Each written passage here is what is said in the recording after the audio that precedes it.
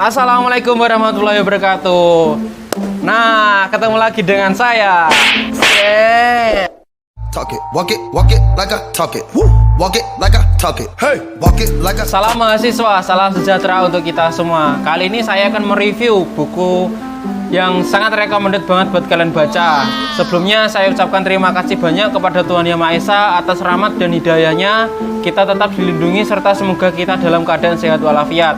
Selanjutnya saya ucapkan terima kasih banyak kepada dosen pengampu mata kuliah pengantar seni rupa dunia tahun 2021, Bu Novia Nur Kartikasari SPD MA. Halo guys, perkenalkan nama saya Ari Kurniawan. Bisa dilihat, tidak ada namanya. Saya biasa dipanggil Ari kalau teman biasa, kalau teman agak dekat Kur, kalau sangat dekat banget Cur, jadinya bisa dipanggil Ari atau Cur atau Kur. Saya tinggal di Tulungagung, Jawa Timur. Saya dari Prodi Seni Rupa Murni, Fakultas Seni Rupa dan Desain, Universitas 11 Maret tahun 2021, Surakarta. Di sini semua dari Universitas 11 Maret ya. Hehe, tepuk tangan. Sebelumnya saya akan mereview buku ini. Nanti simak lebih lanjut, jangan di skip-skip. Tonton dari awal hingga akhir ya guys. Sesuai tugas yang diberikan oleh dosen pengampu mata kuliah pengantar seni rupa, saya akan mereview buku yang telah saya baca yang berjudul Benang Merah Seni Rupa Modern.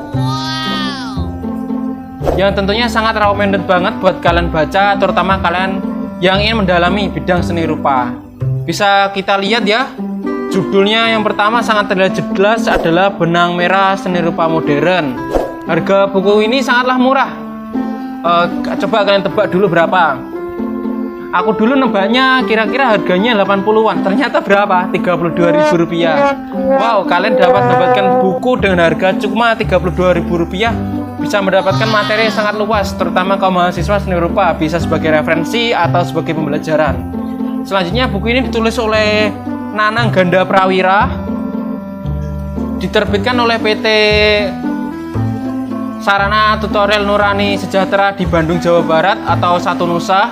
Cetakan pertamanya ini bulan November 2016. Jumlah halamannya total 232 halaman dan kategorinya seni non-fiksi. Selanjutnya tadi Nanang Ganda Prawira, sebenarnya dia ini siapa sih? Kasih tahu nggak ya? Kasih tahu dong. Penulis buku ini biasa dikenal dengan Dr. Haji Nanang Ganda Prawira MSN. Lahir di Sukabumi pada tanggal 7 Februari 1962. Lalu Nanang Ganda Prawira ini siapa sih sebenarnya? Beliau adalah seorang seniman sebagai penulis buku yang memiliki 12 karya buku. Salah satunya adalah karyanya adalah Benang Merah Seni Rupa Modern yang saya pegang ini. Dan beliau adalah seorang dosen pengajar di Pendidikan Seni Rupa SPSD Universitas Pendidikan Indonesia atau UPI. Dan untuk lebih lengkapnya beliau tinggal di Jalan Pluto Utara 4 nomor 18 Blok F45 Mergaru Raya, Kota Bandung, Jawa Barat. Apa sih alasan saya sebenarnya mengambil buku ini, kawan-kawan? Kalau kalian punya alasan sendiri kan tiap milih buku. Kalau saya sebenarnya ini ada berbeda dengan pilihan kalian. Meskipun saya bukan seorang yang suka membaca buku, tapi saya sangat suka dengan buku ini dikarenakan buku ini dapat menambah wawasan yang sangat luas dan memberikan manfaat mengenai seni rupa modern yang sangat cocok buat kalian baca nanti untuk dalam mendalami bidang seni rupa. Alasan yang kedua, karena tentang buku ini dikarenakan sulit untuk dicari dan di toko-toko lain pun cuma 2 buku pilihan saja, akhirnya saya memilih buku ini. Itu alasan kedua sebenarnya. Kak,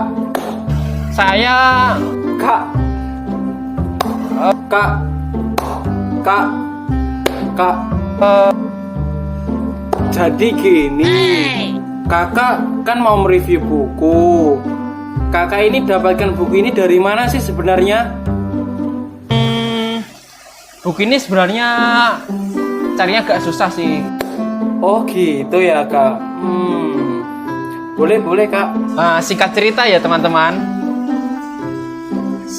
Buku ini lumayan sulit untuk dicari keberadaannya. Soalnya di kota tempat tinggal saya sendiri itu, tepatnya di Tulungagung, buku-buku yang berkaitan dengan seni sangatlah sulit untuk dicari. Hingga saya pun pergi ke kota sebelah, tepatnya kota Kediri, Jawa Timur, untuk mencari buku yang berkaitan dengan bidang seni. Di Kediri pun juga saya sudah cari di Gramedia, toko-toko besar yang ada buku-bukunya, begitu juga sangat sulit juga untuk dicari. Akhirnya saya sebenarnya mau nyerah mengenai cari buku, untuk memutuskan mencari buku e-book aja, tapi ternyata saya dapat informasi dari teman saya mengenai buku ada di Kediri juga. Tapi tokonya kecil, kurang diketahui banyak orang. Toko ini sangat antik sekali. Namanya bisa dilihat Toko Oscar, Jalan Ahmad Yani, Tepus, Sukoharjo, Kabupaten Kediri. Di sana pilihan buku sebenarnya tentang buku-buku antik sangatlah banyak, atau buku-buku bekas dan lama sangatlah banyak. Tetapi saya mencari buku tentang seni rupa itu sendiri sangatlah sulit. Akhirnya saya menemukan dua buku ya teman-teman. Yang pertama tebalnya segini, lupa aku saya judulnya, tapi yang satunya segini. Yang satunya itu harganya kurang lebih 100 lebihan. Kalau ini cukup 32.000. Saya mengapa alasan memilih ini karena yang pertama harganya lebih murah, yang kedua karena saya kurang suka dalam membaca, akhirnya saya memilih yang tipis. Ya bukan tipis, sebenarnya segini, lumayan lah daripada yang tadi lebih tebal. Karena selain waktunya sangat mepet, saya kurang suka itu tadi. Akhirnya saya memilih buku ini, tapi saya lihat-lihat ternyata isinya sangat bagus sekali.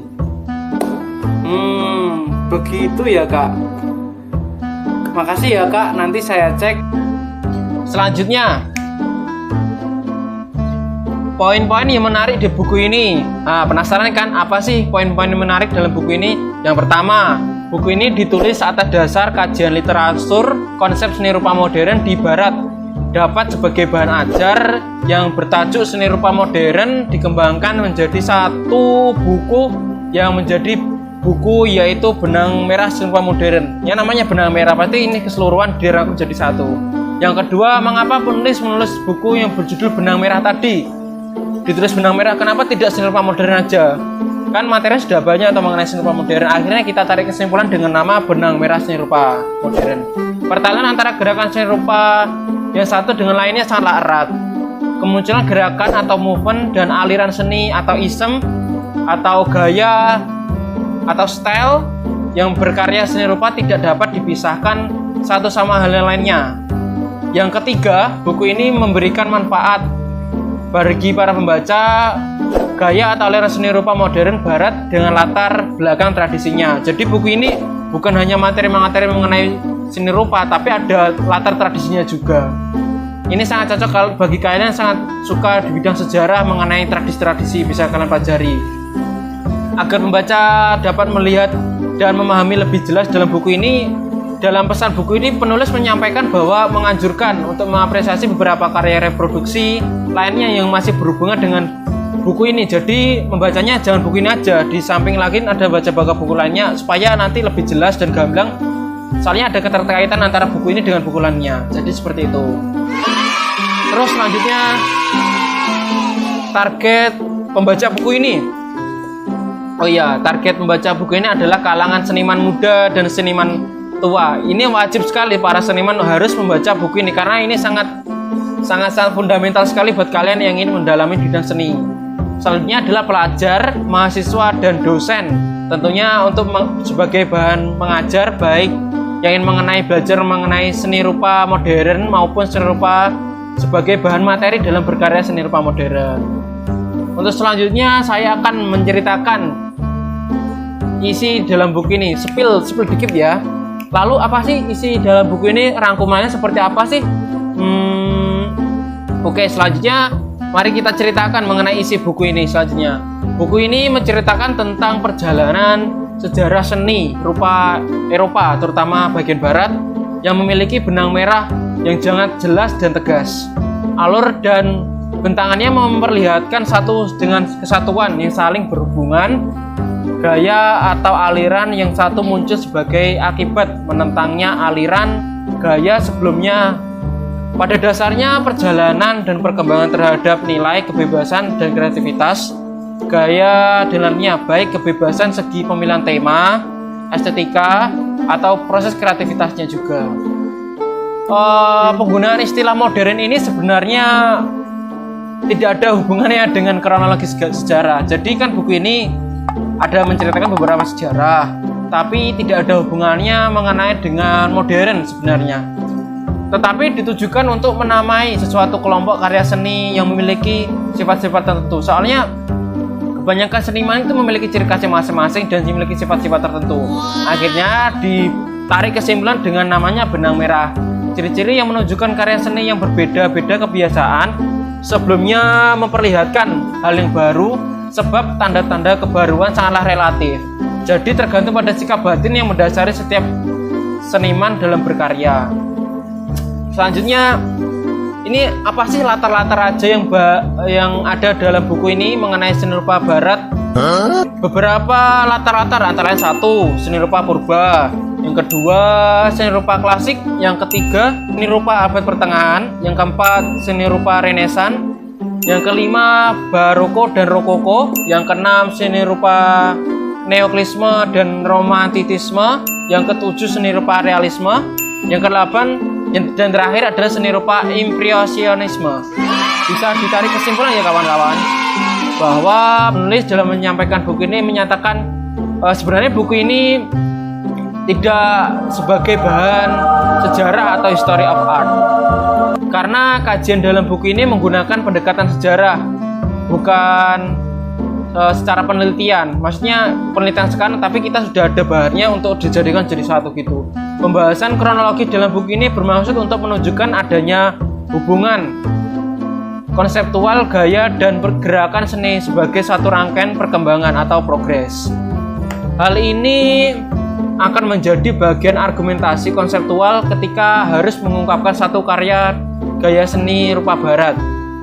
Sebenarnya gaya seni rupa Indonesia memiliki akar tradisi sendiri kawan-kawan, yaitu antara lain kalian pasti tahu prasejarahnya itu animisme, dinamisme, Hinduisme, Buddhisme, Islam, atau sinkretisme dari spiritualitas dan religiositasnya. Nah, pada dasarnya perjalanan perkembangan seni rupa barat selalu tidak lepas dari perjuangan terhadap nilai kebebasan dan kreativitasnya. Nilai kebebasan gaya yang satu tentang oleh nilai kebebasan gaya yang lainnya, baik kebebasan seni, pemilihan tema, estetika maupun teknik dan proses kreativitasnya. Orientasi fundamental dari seni rupa barat adalah seni klasik Yunani dan Romawi kuno. Tiga seniman yang post-impresionisme antara lain adalah Cezanne, Van Gogh, dan Gauguin, membuka pintu gerbang ke arah modernisasi keserupaan. Soalnya dulu itu seni rupa hanya biasa-biasa aja. Oleh tiga orang ini, mereka adalah orang yang membawa arah atau aliran ke seni rupaan modern dengan perbedaan pandangan, idealisme, konsepsi, teori, dan prinsip. Para seniman melahirkan beragam gaya dan aliran yang terkadang merupakan gerakan. Selanjutnya mari kita review buku ini secara gamblang.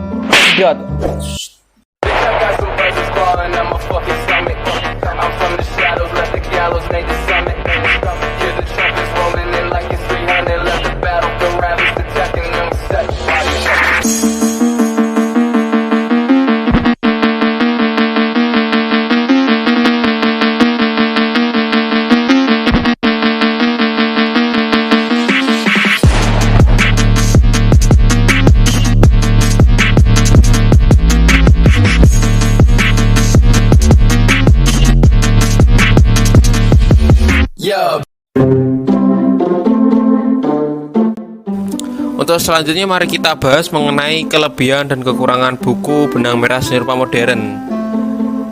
Kelebihan buku ini yang pertama, coba kalian tebak dulu harga buku ini kira-kira berapa kawan-kawan. Pasti kalian pertama mengira agak mahal ya. Saya dulu mengira harganya kira-kira 80 ribuan. Setelah saya membelinya ternyata harganya cuma 32.000. Yang tentunya buku ini sangatlah murah dan recommended buat kalian baca, terutama kaum mahasiswa seni rupa. Yang kedua, buku ini sangatlah bermanfaat bagi kita, terutama untuk materi seni rupa. Meskipun buku ini sangatlah murah, kualitas gambarnya sangatlah baik tulisan dan kertasnya sangatlah terlihat jelas meskipun warnanya hanya hitam putih saja.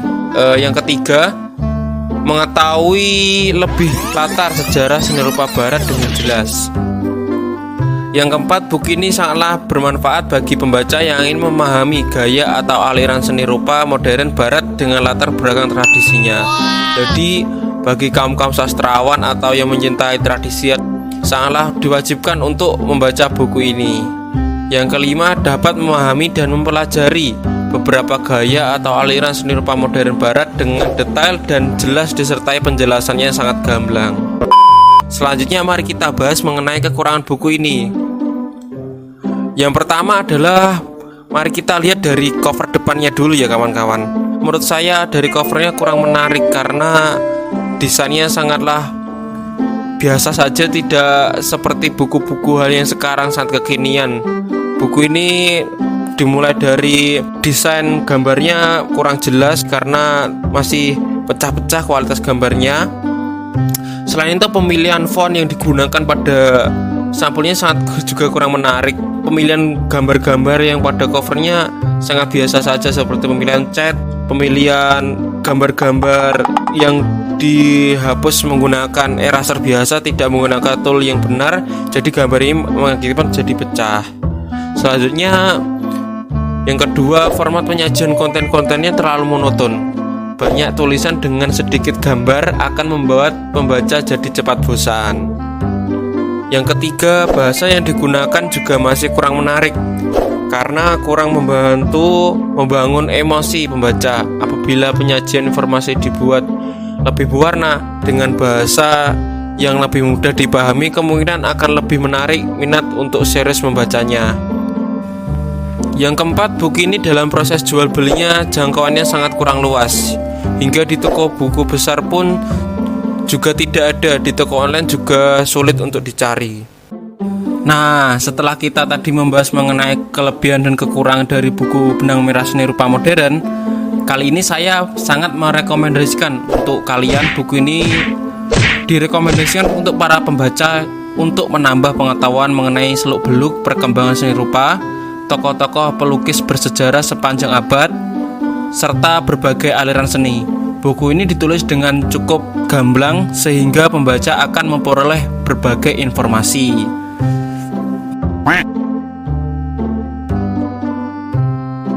Sekian dari saya, ada kurang lebihnya dari review buku kali ini tentang buku yang berjudul Benang Merah Seni Rupa Modern. Semoga review ini dapat menginspirasi para pembaca buku atau penikmat seni. Saya mohon maaf jika ada salah kata yang disengaja maupun tidak sengaja. Saya Ari Kurniawan undur diri. Assalamualaikum warahmatullahi wabarakatuh. Sampai ketemu di lain hari dan what's up bro? Srepet.